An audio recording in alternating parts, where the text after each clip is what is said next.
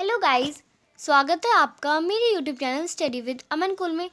आज हम लाए हैं शिक्षा निदेशालय राष्ट्रीय राजधानी क्षेत्र दिल्ली की कार्य पत्रक नंबर 2, जो कि क्लास 9 के बच्चों के लिए सब्जेक्ट आपका विज्ञान है और डेट है 7 अप्रैल 2021। आप अपना नाम और अपनी कक्षा अध्यापक का नाम लिखेंगे। आज हम विलयन यानी सॉल्यूशन के बारे में पढ़ेंगे।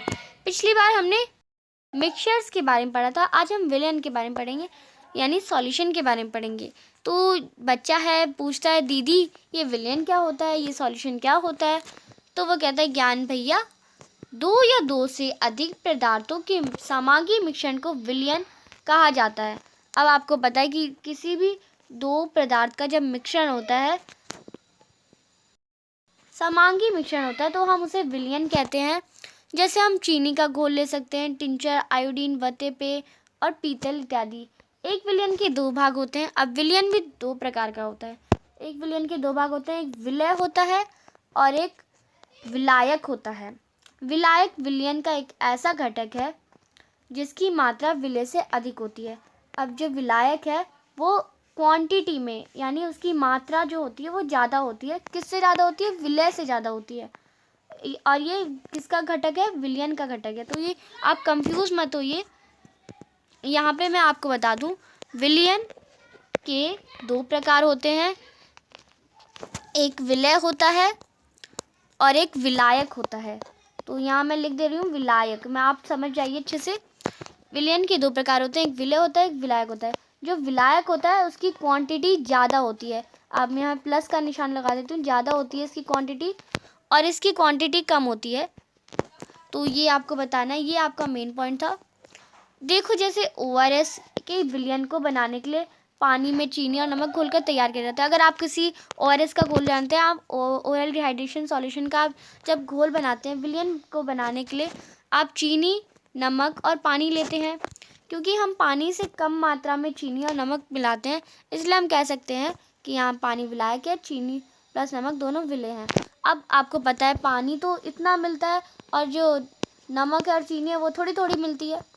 तो आपको पता है, इसलिए हम कह सकते हैं कि जो पानी है वो विलायक है क्योंकि इसकी मात्रा ज़्यादा है। और जो चीनी और नमक है वो दोनों विलय हैं। ये दोनों ने मिलके क्या बना दिया? तीनों ने मिलके एक सॉल्यूशन यानी एक विलयन बना दिया। तो ये आपको अच्छे से मैंने आपको आई होप समझा दिया है।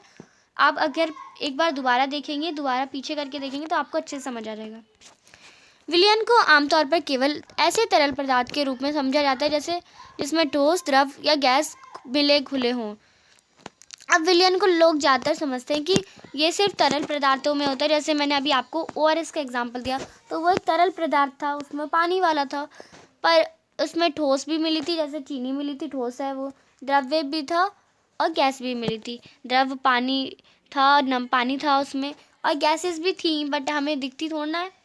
हाँ, लेकिन अगर हम प्रकृति में जलीय विलयन के अलावा ठोस विलयन भी देख सकते हैं। हमारी जो नेचर होता है उसमें हम ठोस विलयन भी देखते हैं, जैसे धातु, मिट्टी, और गैस विलयन भी देख सकते हैं, जैसे वायु भी होते हैं। वायु भी कितने गैसों से मिलकर बनी है, तो आप बता सकते हैं कि ठोस विलयन भी होते हैं और गैसीय विलयन भी होते हैं। अब विलयन के गुण क्या क्या हैं, तो यहाँ देखते हैं हम।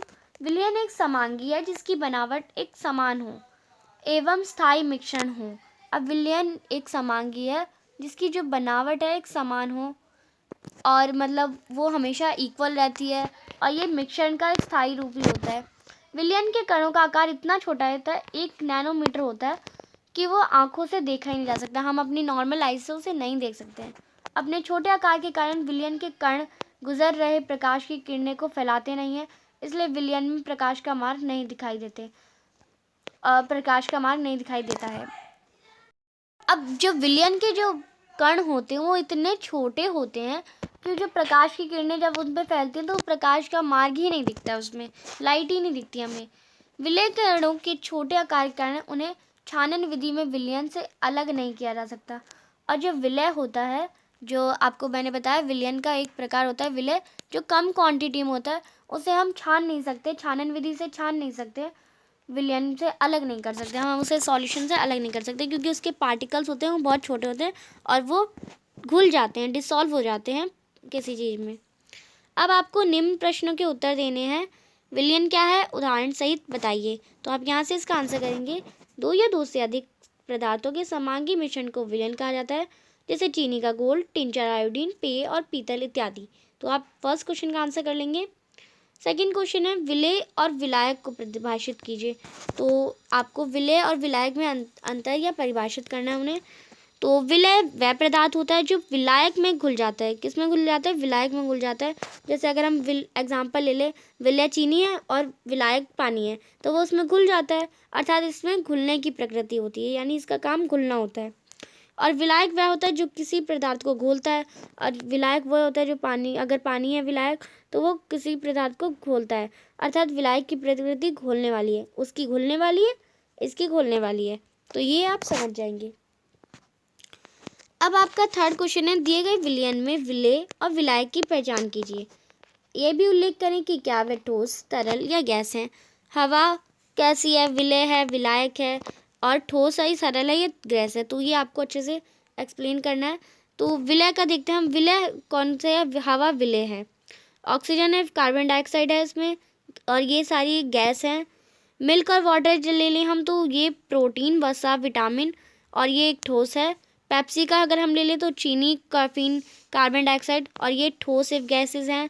आर्द्र हवा का ले लें तो ये कार्बन डाइऑक्साइड गैस है। समुद्री जल का ले लें तो हम नमक ले सकते हैं, और उसका वो ठोस है। विलायक इसमें सिर्फ नाइट्रोजन है, जैसे नाइट्रोजन गैस, वाटर गैस है, वाटर का ले सकते हैं, वो भी गैस है। तो ये आप कर लेंगे इसका आंसर। टेबल बना के करना चाहें तो आप टेबल बना के भी कर सकते हैं। अब जलीय विलयन क्या है, एक उदाहरण सहित बताइए। जलीय विलयन क्या होता है, आपने अभी यहाँ पे ठोस विलयन, गैसीय विलयन और जलीय विलयन पढ़ा। आपने ओआरएस का जो घोल बनाया वो भी जलीय विलयन था। अब ये क्या है, इसको आपको समझाना है, उदाहरण सहित बताना भी है। जलीय विलयन वह विलयन होते हैं जिसमें जल विलायक होते हैं, ध्यान से सुनिए आप। और विलायक की क्वांटिटी यानी जल की क्वांटिटी ज़्यादा होती है। उसके अंदर ठोस या द्रव गैस विलायक हो सकते हैं। उदाहरण के चीनी और पानी का घोल, नमक, पानी का घोल, कोका कोला।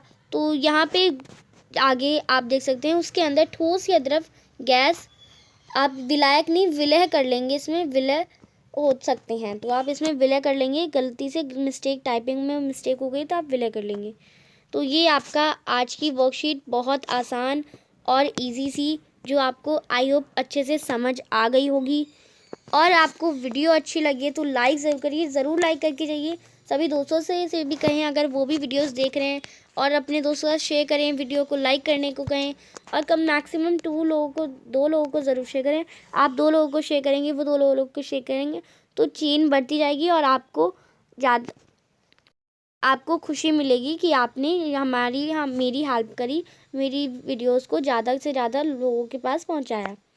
और अगर अभी तक आपने मेरे चैनल को सब्सक्राइब नहीं करा है तो प्लीज़ मेरे चैनल को सब्सक्राइब करें, उसके बाद आने वाले बेल आइकन को प्रेस कर लें, जिससे आपको लेटेस्ट नोटिफिकेशन मिलता रहता है। टेलीग्राम ग्रुप पे अभी तक ज्वाइन नहीं है तो आप ज्वाइन कर सकते हैं, आपको लिंक डिस्क्रिप्शन में मिल जाएगा, या आपको कमेंट सेक्शन में मैं, अगर आप मांगेंगे तो मैं दे दूँगी। अगर आप टेलीग्राम यूज़ करते हैं तो आप हमारे चैनल का नेम सर्च करेंगे तो आप वहाँ पे भी शायद जाके ज्वाइन हो सकते हैं। और मैं आपको बता दूं, आपका सिलेबस आ गया है, मैंने उसकी वीडियो बना दी है। उसके किस ऐप में आपको वो नोटिफिकेशन मिलेगा, उस ऐप की वीडियो बना दी है, तो आप दोनों जाके देख सकते हैं, दोनों वीडियो को जो मेरे चैनल पे अपलोड है आप जाके देख सकते हैं। Thanks for watching, bye bye guys.